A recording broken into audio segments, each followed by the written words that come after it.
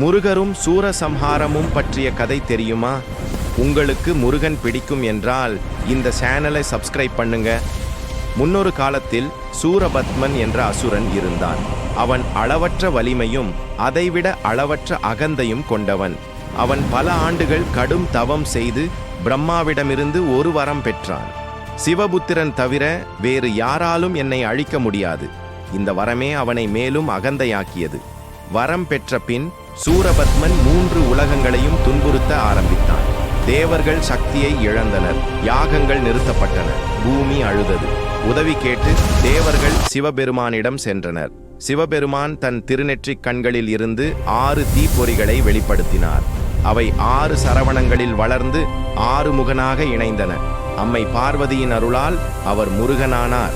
தேவர்கள் அவருக்கு வேலாயுதம் வழங்கினர்.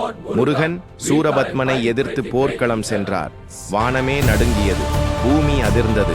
பல நாள்கள் நடந்த போரில் சூரபத்மன் தோற்கடிக்கப்படாமல் தப்பித்தான். இறுதியில் அவன் ஒரு பெரிய மரமாக மாறி ஒளிந்தான்.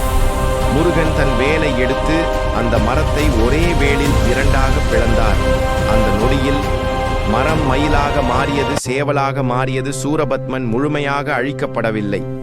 முருகன் அருளால் அவன் தன் அகந்தையை விட்டு சரணடைந்தான்.